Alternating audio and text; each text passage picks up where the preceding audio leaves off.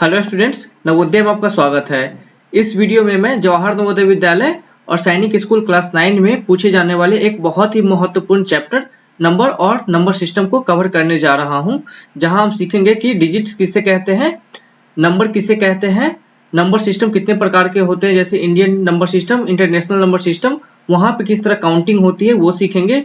फिर देखेंगे कि फेस वैल्यू क्या होता है और एक उदाहरण से समझने की कोशिश करेंगे। फिर प्लेस वैल्यू निकालना सीखेंगे। फिर देखेंगे कि डिफरेंट टाइप्स ऑफ नंबर क्या होते हैं, जैसे होल नंबर्स किसे कहते हैं, नेचुरल नंबर क्या होता है, इंटीजर्स क्या होता है, रेशनल नंबर किसे कहते हैं, इवन नंबर किसे कहते हैं, ऑड नंबर क्या होता है। फिर आगे देखेंगे रूल ऑफ डिविजिबिलिटी, मतलब दो से किसी नंबर के डिविजिबल होने की कंडीशन क्या है या फिर रूल क्या है। और फिर सबसे अंत में डिस्कशन करेंगे हम कि किसी भी नॉर्मल या सिंपल एक्सप्रेशन को बोर्ड मास के रूल द्वारा कैसे सॉल्व करते हैं। और सबसे अंत में हम कुछ उदाहरण देखेंगे, एग्जाम्पल, जहां पे आपको सारे कॉन्सेप्ट क्लियर हो जाएंगे। तो इस वीडियो में मैं जो भी पढ़ाऊंगा उस पीडीएफ का लिंक मैं डिस्क्रिप्शन बॉक्स में दे दूंगा, आप वहां से डाउनलोड कर लीजिएगा। और अगर आपको कहीं भी कोई डाउट होता है तो नीचे कमेंट कर सकते हैं या फिर दिए गए व्हाट्सएप नंबर पे आप मुझे कभी भी मैसेज कर सकते हैं, मैं आपको जरूर रिप्लाई दूंगा। लेकिन आगे बढ़ने से पहले अगर आपने मेरा चैनल सब्सक्राइब नहीं किया है तो प्लीज सब्सक्राइब कर दीजिएगा ताकि लेटेस्ट नोटिफिकेशन आपको मिलते रहे। तो सबसे पहला टॉपिक है इस चैप्टर का, वो है डिजिट। तो mathematical symbols 0, 1, 2, 3, 4, 5, 6, 7, 8 and 9 are called digit.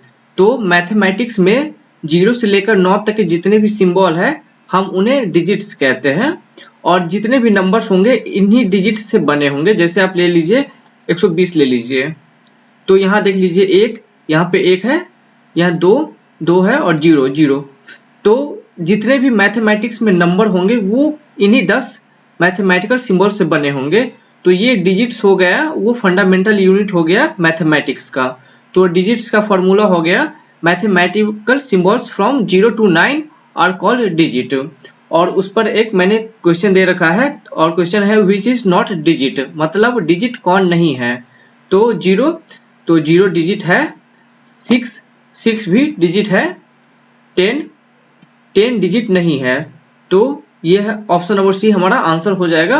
और 9 भी डिजिट है।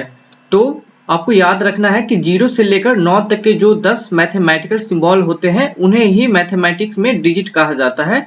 तो ये डेफिनेशन आप याद कर लीजिएगा और क्वेश्चन इसे खुद से पहले सॉल्व कीजिएगा और अच्छे से समझने की कोशिश कीजिएगा। अगला टॉपिक है वो है नंबर्स। तो mathematical symbols through which we represent particular speed, quantity, time, position etcetera. मान लीजिए कि कोई गाड़ी जा रही है 20 किलोमीटर पर आवर, तो ये जो 20 है ना, हम उसके क्वांटिटी को जो रिप्रेजेंट कर रहे हैं वही नंबर हो गया। मान लीजिए क्वांटिटी 5 kg, तो किलोग्राम को रिप्रेजेंट कौन कर रहा है, ये 5, तो ये हमारा नंबर हो गया। टाइम मान लीजिए कि 12 बज रहा है, AM या फिर PM मान लेते हैं, तो यहाँ पे समय को कौन रिप्रेजेंट कर रहा है, ये 12, तो ये हमारा एक नंबर हो गया। और एक पोजीशन मान लीजिए कि 5 मीटर हाइट है, तो हाइट को हम 5 मीटर से रिप्रेजेंट कर रहे हैं। तो जो हमारा क्वांटिटी रिप्रेजेंटेशन के लिए यूज होता है उसे ही हम नंबर्स कहते हैं। तो इसका मैथमेटिकल आप फॉर्मूला याद कर लीजिएगा और मैं इसका पीडीएफ का लिंक भी डिस्क्रिप्शन बॉक्स में दे दूंगा, जहां से आप उसे अच्छे से समझ लीजिएगा। अगला टॉपिक है वो है नंबर एंड नंबर सिस्टम। तो मेनली दो तरह के नंबर सिस्टम हम स्टडी करते हैं। पहला हो जाता है इंडियन नंबर सिस्टम और दूसरा हो जाता है इंटरनेशनल सिस्टम। तो इंडियन नंबर सिस्टम में कैसे हम पढ़ते हैं या प्रोनाउंसिएशन करते हैं वो देख लीजिए। तो इंडियन नंबर सिस्टम में 1 को वंस पढ़ा जाता है, 10 को टेंस पढ़ते हैं, 100 को हंड्रेड्स पढ़ते हैं, 1000 को थाउजेंड्स पढ़ते हैं, फिर 10,000, लाख्स, 10 लाख, करोड़, 10 करोड़, अरब। वही इंटरनेशनल नंबर सिस्टम में किस तरह काउंटिंग होती है, वंस, टेंस, हंड्रेड्स, थाउजेंड्स, 10,000, 100,000। यहाँ पे देख लीजिए, इस लाइन को देख लीजिए आप अच्छे से, यहाँ से अंतर क्रिएट होता है इंडियन नंबर सिस्टम और इंटरनेशनल नंबर सिस्टम में। यहाँ पे लाख कहते हैं तो यहाँ पे 100,000 कहते हैं। उसी तरह इंडियन नंबर सिस्टम में 10 लाख को इंटरनेशनल नंबर सिस्टम में मिलियंस कहते हैं। और इंडियन नंबर सिस्टम के करोड़ को इंटरनेशनल नंबर सिस्टम में 10 मिलियंस कहते हैं, और इंडियन नंबर सिस्टम के 10 करोड़ को इंटरनेशनल नंबर सिस्टम में 100 मिलियंस कहते हैं, और इंडियन नंबर सिस्टम के अरब को इंटरनेशनल नंबर सिस्टम में बिलियंस कहते हैं। तो एक बार मैं फिर से इंडियन नंबर सिस्टम और इंटरनेशनल नंबर सिस्टम को बता दे रहा हूँ। इसमें जो काउंटिंग होता है वो होता है ones, tens, hundreds, thousands, 10,000, lakhs, 10 lakhs, crore, 10 crore, अरब। वहीं इंटरनेशनल नंबर सिस्टम में काउंटिंग किस तरह होती है? Ones, tens, hundreds, thousands, 10,000, 100,000, millions, 10 millions, 100 millions and billions. तो आप अभी आपके लिए ये सुविधाजनक नहीं है, फिलहाल आप इंडियन नंबर सिस्टम याद कर लीजिएगा, लेकिन ये आपको समझ आना चाहिए कि इंटरनेशनल नंबर सिस्टम में कैसे हम काउंटिंग करते हैं। नेक्स्ट टॉपिक है वो है फेस वैल्यू। तो फेस वैल्यू क्या होता है? Face value of a number is the number itself. मान लीजिए कि 5 का फेस वैल्यू कोई पूछे तो 5 का फेस वैल्यू 5 ही होगा, 6 का पूछे तो 6 ही होगा, 7 का फेस वैल्यू 7 ही होगा। मान लीजिए 8 7 में 8 का अगर कोई फेस वैल्यू पूछ दे तो 8 ही होगा। 123 रख लीजिए, यहाँ पर कोई 2 का फेस वैल्यू पूछ दे तो 2 होगा, 3 का पूछ दे तो 3 होगा, और 1 का पूछ दे तो 1 होगा। तो फेस वैल्यू का मतलब है जिस डिजिट का फेस वैल्यू पूछ रहा है वो डिजिट खुद हो जाता है। और एक क्वेश्चन भी है, what is the face value of 6 and 8 इन 83641? 83641 किसका फेस वैल्यू पूछा गया? 6 का। तो 6 का फेस वैल्यू क्या हो जाएगा? 6, और 8 का फेस वैल्यू क्या हो जाएगा? 8। तो 6 का फेस वैल्यू 6 हो गया और 8 का फेस वैल्यू 8 हो गया। तो फेस वैल्यू किसी भी डिजिट का वही डिजिट होता है या वही नंबर होता है। अगला है place value. Place value of a digit in a number is the position it occupies according to the place value chart. मतलब किसी भी नंबर में किसी डिजिट का प्लेस वैल्यू कितना है, मतलब उस स्थान का कितना कीमत है। यहाँ पे फेस वैल्यू होता है कि किसी भी नंबर में किसी भी डिजिट का जो फेस वैल्यू होता है वही डिजिट हो जाता है, लेकिन प्लेस वैल्यू में हम प्लेस का कीमत देखते हैं, उस प्लेस का कितना वैल्यू है। मैंने यहाँ पे जो नंबर लिया तो वही नंबर लिया है, और यहाँ पर भी हमने सेम डिजिट लिया है, लेकिन देखिए इनके फेस वैल्यू और प्लेस वैल्यू में क्या अंतर आता है। क्वेश्चन है, what is the place value of 6 and 8 इन 83645? 83641 है, सॉरी 1। तो सबसे पहले 6 का हम प्लेस वैल्यू निकालते हैं। 6 का, तो 6 के प्लेस का वैल्यू कितना है? तो ये हो गया वंस, ये हो गया टेंस, और 6 का हो गया 100। तो 6 इंटू 100, तो 6 का प्लेस वैल्यू कितना हो गया? 600। वही 8 का देख लीजिए, ये 100 हो गया, ये 1000 हो गया, और ये हो गया 10,000 8 का। तो 8 का 10,000 से आप मल्टीप्लाई कर दीजिए, वही 8 का प्लेस वैल्यू हो जाएगा, और ये इसका प्लेस वैल्यू क्या हो जाएगा? 80,000। तो हमने देख लिया कि फेस वैल्यू कैसे निकालते हैं और प्लेस वैल्यू कैसे निकालते हैं। फेस वैल्यू में किसी भी डिजिट का फेस वैल्यू वो डिजिट ही होता है, जबकि प्लेस वैल्यू में किसी भी डिजिट का प्लेस वैल्यू क्या होता है? उस प्लेस की वैल्यू इनटू जो डिजिट हमें निकालने हो तो उसे मल्टीप्लाई करने के बाद हमें उस डिजिट का प्लेस वैल्यू हमें पता चल जाता है। अगला टॉपिक है टाइप्स ऑफ नंबर्स। नंबर्स के कितने प्रकार होते हैं, तो हम आगे देखेंगे कि नेचुरल नंबर्स क्या होता है, होल नंबर क्या होता है, इंटीजर्स किसे कहते हैं, इवन नंबर क्या होता है, ऑड नंबर्स क्या होता है, प्राइम नंबर क्या होता है, को प्राइम नंबर्स क्या होता है, कंपोजिट नंबर देखेंगे क्या होता है, रेशनल नंबर्स किसे कहते हैं, इरेशनल नंबर्स क्या होता है, और रियल नंबर्स किसे कहते हैं। तो सबसे पहला नंबर है वो है नेचुरल नंबर। तो counting numbers starting from 1 to infinite is known as natural numbers. These are denoted by n. तो गिनती की वो संख्या जो 1 से स्टार्ट होकर अनंत तक जाती है उन्हें हम नेचुरल नंबर्स कहते हैं, और इसे हम n से कैपिटल N से डिनोट करते हैं। और एग्जांपल देख लीजिए नेचुरल नंबर का, 1 2 3 4 5 6 7 8 9 10 ऐसे करके लाख करोड़ अनंत तक चला जाएगा। तो ये हो गया हमारा नेचुरल नंबर, और इसे डिनोट किसे करते हैं? कैपिटल N से। तो ये ध्यान में रखिएगा। अगला है होल नंबर्स। तो natural numbers including with zero is known as whole numbers. This numbers are denoted by W, और इसे हम कैपिटल W से। तो नेचुरल नंबर्स जितना हो गया उसमें आप क्या कीजिए, 0 ऐड कर दीजिए, तो वो क्या हो गया, वो हो गया आपका होल नंबर्स। तो नेचुरल नंबर्स में 0 ऐड करने का मतलब है ये 0 से स्टार्ट होगा, 0 1 2 3 4 5 और ये अनंत तक चला जाएगा। तो natural numbers including with 0 is known as whole numbers. अगर नेचुरल नंबर के समूह में हम 0 जोड़ देंगे या 0 डाल देंगे तो जो संख्या हमें प्राप्त होगा वो होल नंबर्स होगा। तो इसका भी डेफिनेशन याद कर लीजिएगा और इसे ध्यान में रख लीजिएगा कि होल नंबर को कैपिटल W से डिनोट करते हैं। अगला हो गया integers, collection of whole numbers and negative of natural numbers. तो होल नंबर्स क्या हमने सीखा है, वो 0 से होकर स्टार्ट होकर कहां तक जाता है, वो जाता है अनंत तक। और फिर क्या है नेगेटिव ऑफ नेचुरल नंबर्स, मतलब -n। तो -n क्या होगा, -1 -2 -3 -4 से लेकर -इंफिनिटी तक, ठीक। और इस सब दोनों के समूह को क्या कहेंगे हम, इंटीजर्स। तो ये हो सकता है -इंफिनिटी से लेके -2 -1 0 1 2 और ये इंफिनिटी तक आएगा।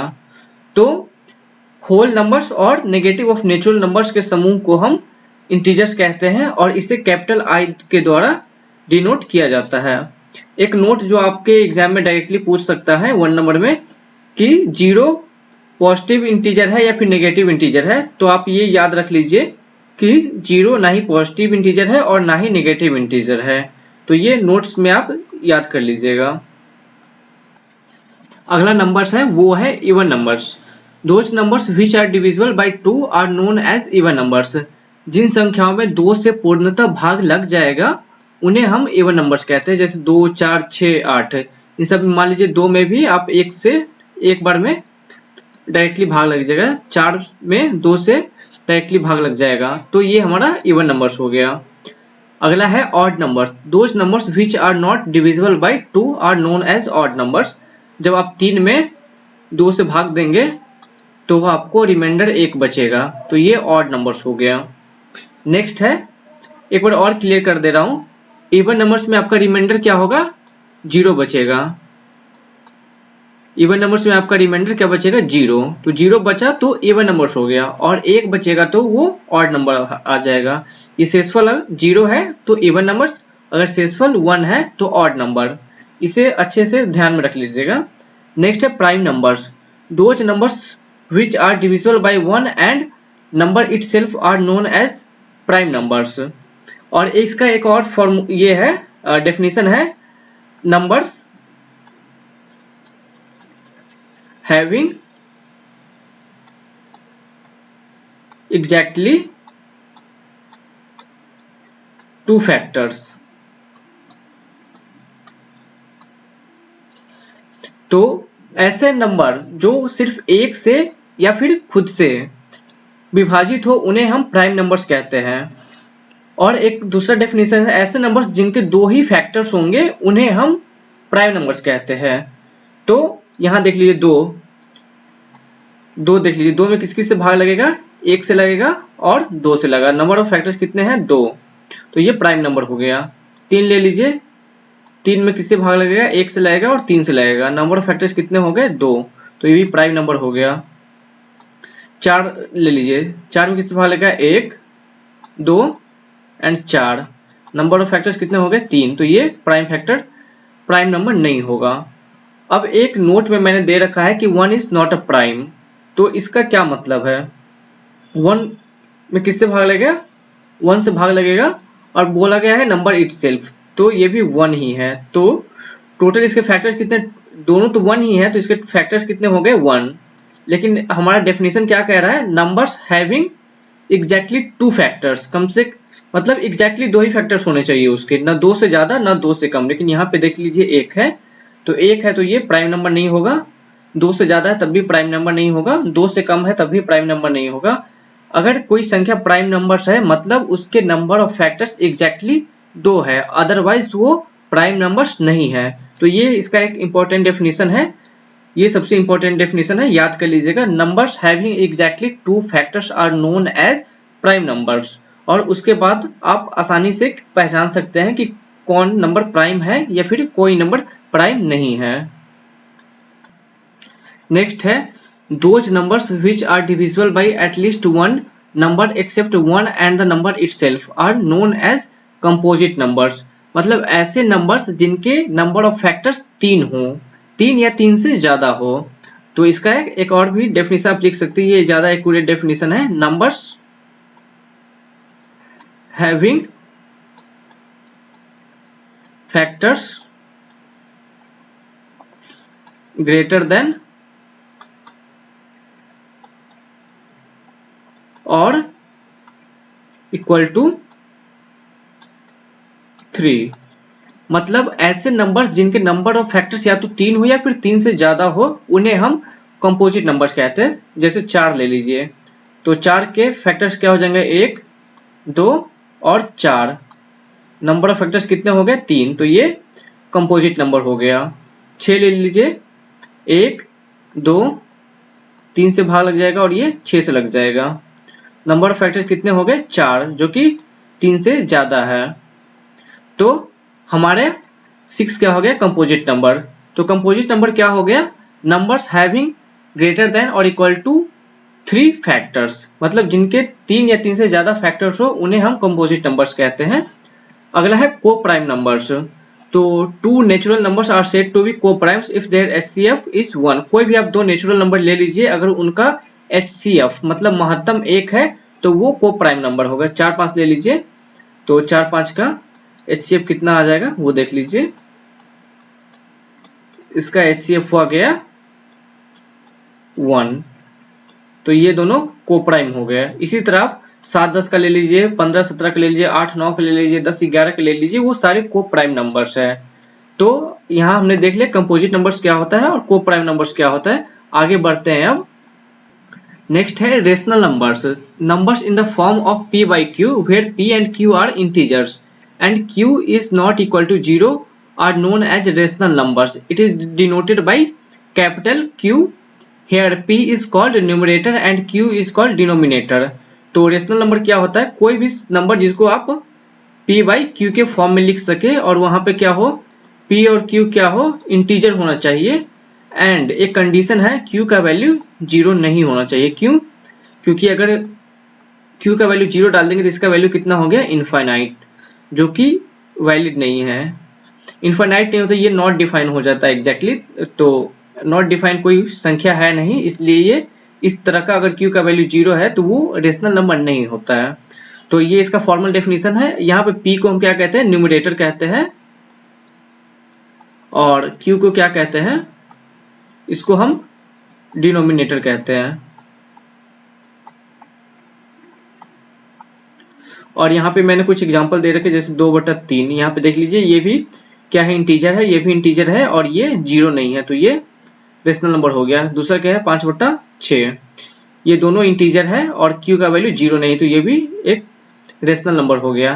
दूसरा है, ये है -3/4। -3 भी क्या है, एक इंटीजर है और 4 भी एक इंटीजर है और q का वैल्यू 0 नहीं है, तो ये भी एक रेशनल नंबर हो गया। नेक्स्ट है, रेशनल नंबर को भी 2 पार्ट में डिवाइड किया गया है, टर्मिनल, डेसिमल। टर्मिनल मतलब वो टर्मिनेट हो जाए, जैसे मान लीजिए 25/100 मैंने लिखा, तो जब आप इसे भाग देंगे तो एक इतना आने के बाद इसमें फर्दर भाग नहीं लगेगा, ठीक। तो ये हमारा क्या हो गया, टर्मिनेट हो गया। टर्मिनेट मतलब रुक गया। तो रेशनल नंबर को 2 भाग में डिवाइड किया गया है। एक हो गया टर्मिनल डेसिमल, जो कि भाग देने के एक निश्चित समय के बाद या निश्चित वैल्यू के बाद वो रुक जाता है या स्टॉप हो जाता है। और दूसरा हो गया नॉन टर्मिनल, जो कि कभी भाग देते टाइम कभी वो रुकता ही नहीं, वो इनफाइनाइट सीरीज में जाएगा। जैसे 1/3 रख लीजिए, 0 के बाद जितने 3 आप देना चाहे दे दे, ये कभी खत्म नहीं होगा, ये इनफाइनाइट टाइम तक चलता रहेगा। तो ये हमारा हो गया नॉन टर्मिनल। मैं इससे रिलेटेड एक क्वेश्चन भी करवाऊंगा आपको, वहां पे आपको अच्छे से समझ में आ जाएगा। अगला नंबर है, वो है irrational numbers. Numbers which cannot be expressed in the form of p by q, where p and q are integers and q is not equal to 0. तो ऐसे नंबर जिनको p by q के रूप में आप डिनोट नहीं कर सकते हैं। तो यहाँ पहले एक एग्जांपल दे रखा है मैंने, √2। तो √2 को आप लिख सकते हैं ऐसे, लेकिन ये देखिए ये एक इंटीजर नहीं है, ये तो इंटीजर है लेकिन ये इंटीजर नहीं है, तो ये इरेशनल नंबर हो गया।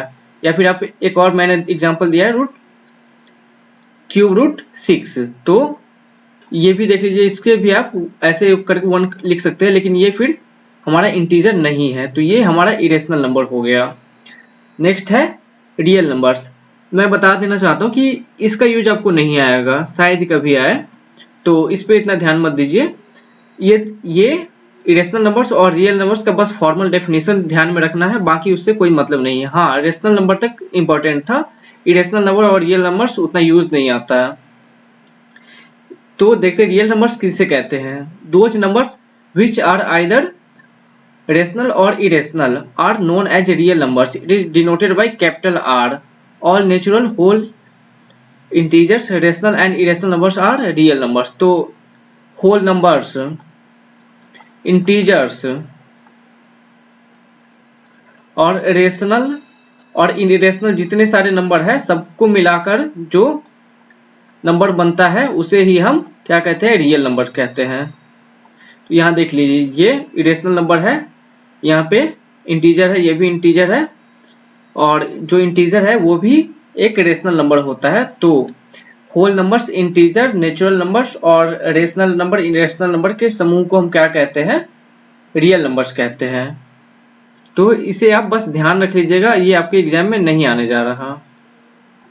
नेक्स्ट जो इंपॉर्टेंट टॉपिक है वो है डिविजिबिलिटी टेस्ट। तो सबसे पहले देखेंगे 2 से डिविजिबिलिटी टेस्ट क्या होता है। Units place digit is either even और 0, that is numbers ending with 0, 2, 4, 6 and 8। जिस भी संख्या के इकाई का अंक 0 हो, 2 हो, 4 हो, 6 हो या 8 हो, वो संख्या 2 से विभाजित होगा। Any numbers which units place is either 0, 2, 4, 6 और 8 इज डिविजिबल बाई 2। जैसे देख लीजिए 10 का यूनिट प्लेस क्या है, 0 है, तो ये आप बिना सॉल्व किए हुए इसे कह सकते हैं कि ये 2 से डिविजिबल होगा। इसी तरह मान लीजिए 26, तो इसका यूनिट डिजिट क्या है, 6 है, तो ये 2 से डिविजिबल होगा। तो अगर आपको ये याद है और आपने इसे अच्छे से समझ लिया है तो आपको सॉल्व करने की जरूरत नहीं है, आप बस देखकर बता सकते हैं कि कौन सी संख्या 2 से डिविजिबल है या फिर कौन सी संख्या 2 से डिविजिबल नहीं है। तो आप इसे ध्यान रख लीजिए कि कोई भी संख्या जिसके इकाई का अंक 0 हो, 2 हो, 4 हो, 6 हो या फिर 8 हो, वो संख्या 2 से डिविजिबल होगा। नेक्स्ट है 3 से divisibility rule. The sum of digits of given number is divisible by 3। कोई भी नंबर दे दिया गया है, उसके जितने भी डिजिट्स है उसके सम में अगर 3 से भाग लग जाता है तो उस संख्या में भी 3 से भाग लग जाएगा। जैसे आप देख लीजिए 132 देख लीजिए, तो इसके डिजिट्स के सम का कितना होगा, 1 + 3 + 2, 1 + 3 + 2 कितना होंगे 6। क्या 6 में 3 से भाग लग जाएगा, तो 2 बार में लग जाएगा भाग। तो अगर इसमें इसके डिजिट्स के सम में अगर 3 से भाग लग जाएगा तो वो संख्या भी 3 से डिविजिबल होगा। तो ये है 3 से डिविजिबिलिटी रूल। अगला है द नंबर फाउंड विथ, चौथा ये है 4 से divisibility rule. The number found with last 2 right handed digits is divisible by 4। जिस नंबर के दाएं साइड के 2 अंक से बना संख्या अगर 4 से डिविजिबल है तो वो संख्या भी क्या होगा, 4 से डिविजिबल होगा। जैसे 24 का देख लीजिए, तो 24 में 2 ही डिजिट है जो कि 4 से डिविजिबल है, 6 टाइम में 0, 0। 144 में क्या करना है, दायां का बस 2 अंक लेना है और उसे हमें चेक करना है कि वो डिविजिबल है या नहीं। तो ये डिविजिबल हो जाएगा आपका, तो ये हमारा 4 से डिविजिबल, 144 भी 4 से डिविजिबल होगा। अगला है 264 में बस 64 को लेना है हमें। अगर 64 4 से डिविजिबल हुआ तो 264 भी 4 से डिविजिबल होगा।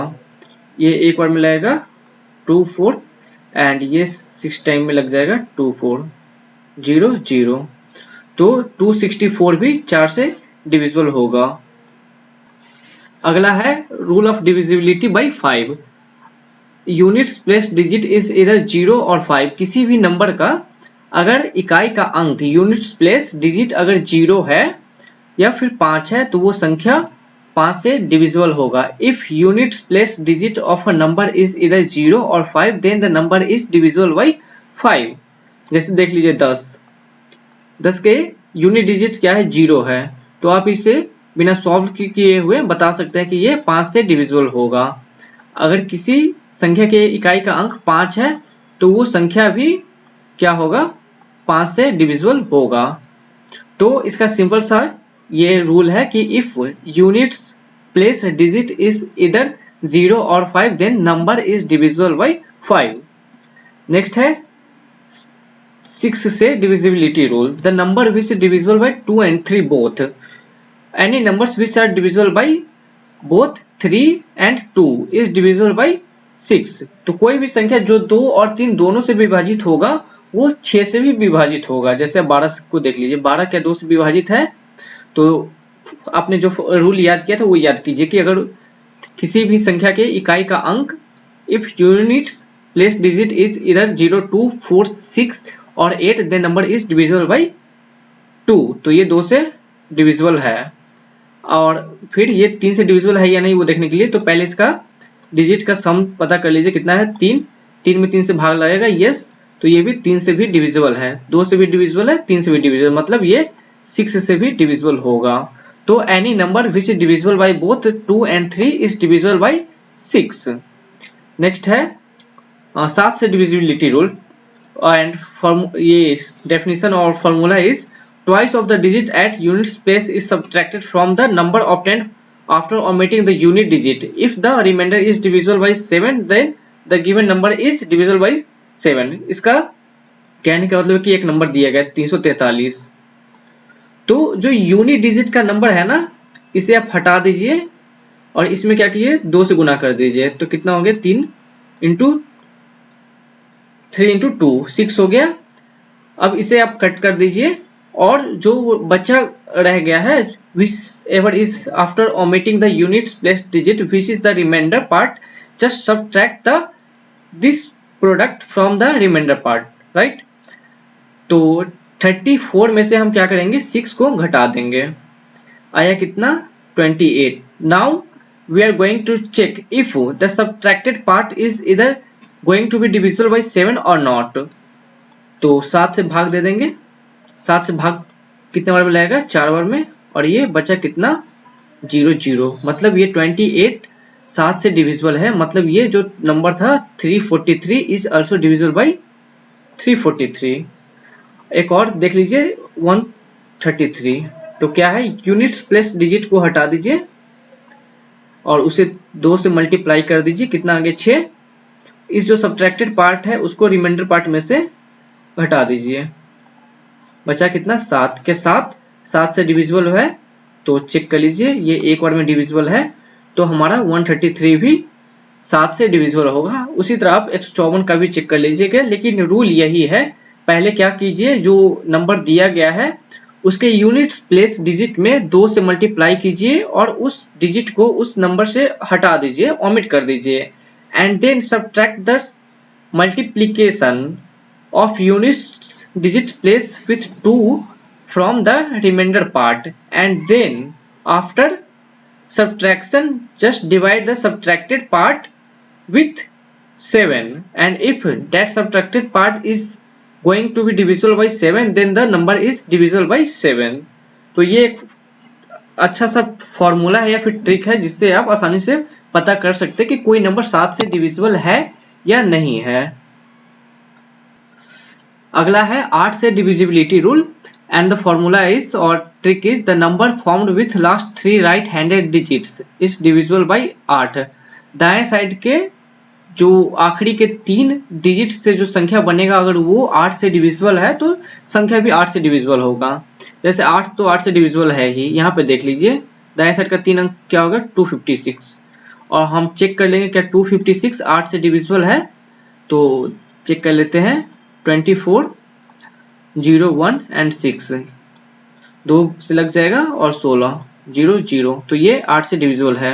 अगला है 1024, तो इसका राइट का 3 डिजिट से बना संख्या क्या हो गया 024, 8 से ये 3 बार में डिविजिबल होगा तो ये 8 से डिविजिबल हो गया। नेक्स्ट है 1728 और इसका राइट 3 डिजिट से बना संख्या क्या हो गया 728। 728 में 8 से हम भाग देंगे, 9 टाइम्स में लगेगा 0 0 8, एक बार में 8 दीजिए 0, तो ये भी डिविजिबल हो गया, मतलब ये 8 से डिविजिबल है। तो कोई भी नंबर जो आपको दिया गया है उसके लास्ट का राइट हैंडेड 3 डिजिट लीजिए और जो संख्या बन रहा है अगर वो 8 से डिविजिबल है तो बाकी संख्या भी जो ओरिजिनल संख्या दिया गया था आपको वो भी 8 से डिविजिबल है।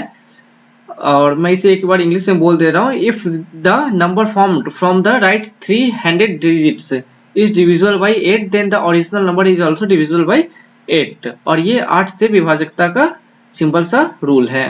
नेक्स्ट है divisibility rule by 9। Sum of digits of given number is divisible by 9। अगर किसी भी संख्या को के अंकों का योग अगर 9 से डिविजिबल है देन नंबर 9 से डिविजिबल होगा। इंग्लिश में बोल दे रहा हूँ, if the sum of digits of a number given number is divisible by 9 then the original number is also divisible by 9। मैं बता दे रहा, जैसे 54 ले लीजिए, 54 के डिजिट्स का सम कितना हो जाएगा 5 + 4 ये हो गया 9, और पता करना ये 9 से डिविजिबल है या नहीं, तो ये 9 में एक बार में लग जाएगा, तो ये डिविजिबल है, मतलब 54 भी 9 से डिविजिबल है। 117 ले लीजिए 117, इसके डिजिट्स का सम कितना हो जाएगा 1 + 1 + 7 ये हो गया 9, जो कि 9 फिर 9 से डिविजिबल है, तो 117 भी 9 से डिविजिबल होगा। फिर 162 भी उसी तरह चेक कर लीजिएगा, कोई डाउट हो तो नीचे कमेंट कर दीजिएगा, मैं रिप्लाई जरूर दूंगा। नेक्स्ट है यूनिट्स प्लेस 10 से विभाजकता का नियम। Units place digit is 0 if units place digit of a given number is 0 then that number is divisible by 10। अगर किसी भी दिए गए संख्या का यूनिट्स इकाई के स्थान का अंक 0 हो तो वो संख्या फिर क्या होगा 10 से डिविजिबल होगा। जैसे 20 रख लीजिए, ये 10 इकाई का अंक 0 है तो ये 2 बार में लग जाएगा, तो ये 10 से डिविजिबल होगा। और ये सबसे सिंपल मेरे को लगता है डिविजिबिलिटी में सबसे सिंपल रूल है 10 का, तो आप इसे बिना ऐसे मेहनत किए भी समझ सकते हैं। अगर बस देखना कि इकाई का अंक 0 है मतलब 10 से डिविजिबल है, आंख बंद करके उसे टिक मार सकते हैं आप। नेक्स्ट है 11 से divisibility rule. The difference of sums of even and odd places digits of a given number is either 0 और डिविजिबल बाय 11। मतलब कोई भी संख्या आपको दिया गया है उसकी सम जो सम प्लेस पे जो डिजिट्स है उसका सम और जो ऑड प्लेस पे डिजिट्स है उसका सम, अगर दोनों का डिफरेंस 0 है या फिर 11 से डिविजिबल है तो वो संख्या भी क्या होगा 11 से डिविजिबल होगा। जैसे मैं सबसे पहले इसे समझा देता हूं, तो मैं क्या करता हूं पहले स्थान पे मतलब ऑड वाले को ऊपर ले लेता हूं 1, और इसके बाद ये हो गया दूसरे स्थान पे है 3 और ये तीसरे स्थान पे है तो 3 और ये चौथे स्थान पे है 1। तो ये हो गया ऑड प्लेस का, ये हो गया इवन प्लेस का और ये हो गया ऑड प्लेस का। ये पहले पे है और ये तीसरे पे है और ये दूसरे और चौथे पे है, तो इसका सम कितना हो गया 1 + 3 4 और इसका कितना हो गया 1 + 3 4।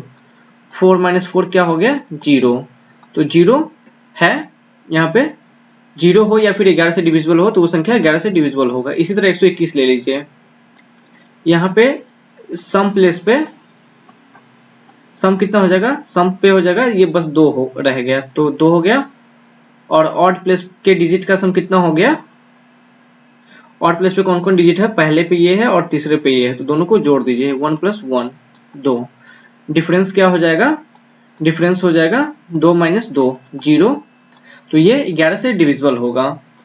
और एक फॉर्मूला है जो आप ध्यान में रख लीजिएगा, dividend equal to divisor into quotient plus remainder. यहाँ पे क्या होता है मैं बता दे रहा हूँ। मान लीजिए 2 से हमें किसी को भाग देना है 7 को, ये 3 बार में लग जाएगा और बचेगा कितना 1, ठीक। तो यहाँ पे 7 क्या हो गया 7 हो गया रिमाइंडर सॉरी डिविडेंड, डिवाइजर क्या हो गया 2, क्वोशिएंट क्या हो गया 3 और रिमाइंडर क्या हो गया 1। तो ये फॉर्मूला आप याद करके रख लीजिएगा, इससे आपको बनाने में आसानी होगा। अब आगे कुछ हमने जितने में पढ़ा है उससे रिलेटेड कुछ क्वेश्चन करेंगे और आपके कॉन्सेप्ट्स पे वर्क करेंगे, तो आप उसे पहले खुद से सॉल्व करने की कोशिश कीजिएगा। अगर कहीं कोई डाउट रह जाता फिर उसे देखिएगा फिर या फिर नीचे कमेंट कर दीजिएगा। लेकिन उससे पहले बोर्ड मास देख लेते हैं। बोर्ड मास होता है न्यूमेरिकल एक्सप्रेशन हो गया, उसे सॉल्व करने के लिए हम यूज करते हैं। तो वी का मतलब होगा विन कूलम। विन कूलम मतलब कोई दिया होगा इस तरह का, 5 दिया हुआ है, उसके ऊपर एक इस तरह का लाइन दे देगा, तो इसका मतलब हो जाता है। सबसे पहले आपको इसका काम करना है जिसके ऊपर बार दे दिया। मान लीजिए कि आपको दे दिएगा 2 + 3 - 5 और आपको ऐसे दे दिया गया, ठीक। तो हमें क्या करना, पहले इसका काम करना होगा। तो ये क्या हो जाएगा, -2 बचेगा और ये हो जाएगा 0। तो सबसे पहले अगर न्यूमेरिकल एक्सप्रेशन दिया गया तो हम चेक करेंगे ये है, तो सबसे पहले इसका काम करेंगे। फिर ब्रैकेट का, ब्रैकेट्स में भी सबसे पहले छोटे ब्रैकेट के अंदर जो होगा उस न्यूमेरिकल एक्सप्रेशन को सॉल्व करेंगे। फिर जो मिडिल ब्रैकेट में होगा उस न्यूमेरिकल एक्सप्रेशन को, फिर जो लार्ज ब्रैकेट में होगा उस न्यूमेरिकल एक्सप्रेशन को सॉल्व करेंगे। फिर होगा ऑफ, जैसे दिया होगा 3 ऑफ 4, तो इस ऑफ का मतलब होता 3 × 4, लेकिन इसका प्रायोरिटी है जो ये पहले सॉल्व होगा, ठीक।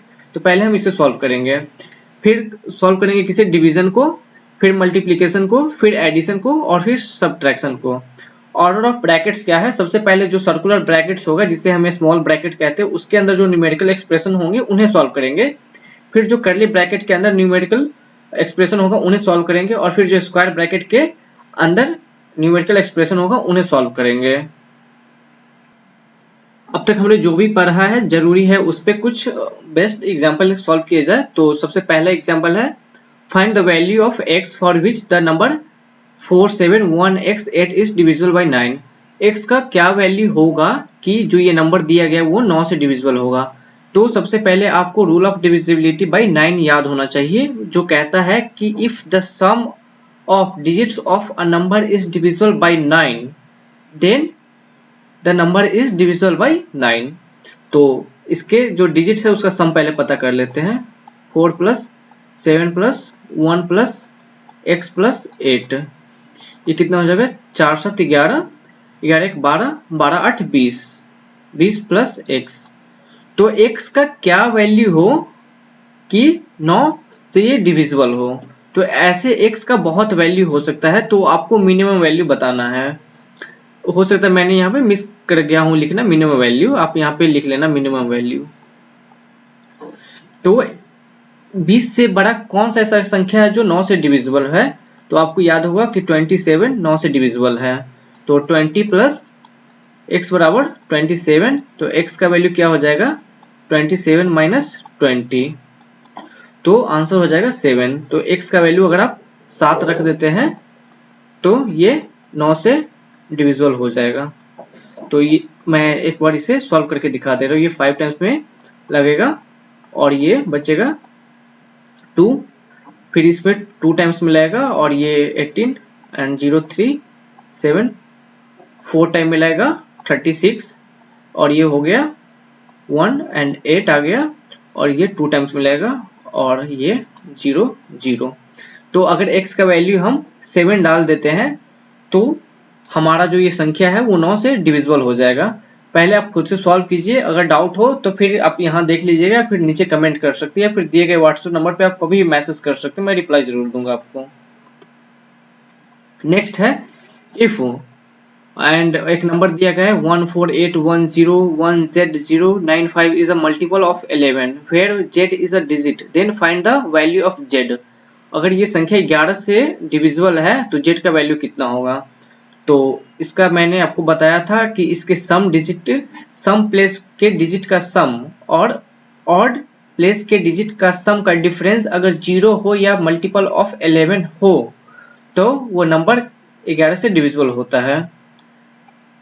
ये आपको नहीं याद होगा, मैं इसे सॉल्व करके बता दे रहा हूँ।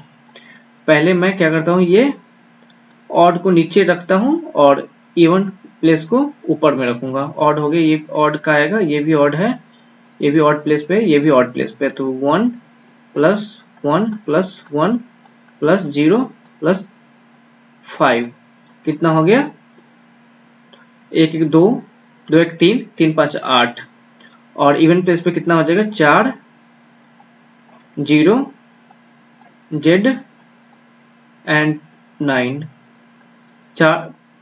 4 और 9 13 + z। तो z प्लस 13 में से जब आप 8 घटाएंगे तो कितना बचेगा, ये हो गया z प्लस 5। तो ये क्या होना चाहिए, 0 होना चाहिए या फिर मल्टीपल ऑफ 11 होना चाहिए। तो z का वैल्यू आप नेगेटिव नहीं डाल सकते, तो इसका वैल्यू हम क्या डाल देंगे, ये 11 होना चाहिए। ठीक, तो z का वैल्यू कितना हो जाएगा, 11 माइनस 5 हो जाएगा 6। यहाँ पे आप z का वैल्यू नेगेटिव नहीं डाल सकते, इस तरह का नंबर नहीं होता है।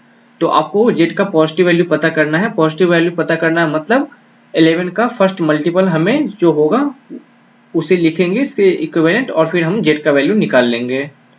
ठीक, अगर कोई डाउट हो तो नीचे कमेंट करके आप पूछ लीजिएगा। नेक्स्ट क्वेश्चन है which of the following is not true. Not true मतलब इसमें से फॉल्स कौन कौन है। तो 11 इज अ प्राइम, जो कि फॉल्स नहीं है, उस ट्रू है। -5 इज रियल नंबर, ये भी ट्रू है। हमें पता क्या करना है, फॉल्स पता करना है। 2/3 इज अ रेशनल नंबर, ये भी ट्रू है। And next one is 1/0 is rational number, ये कि फॉल्स है।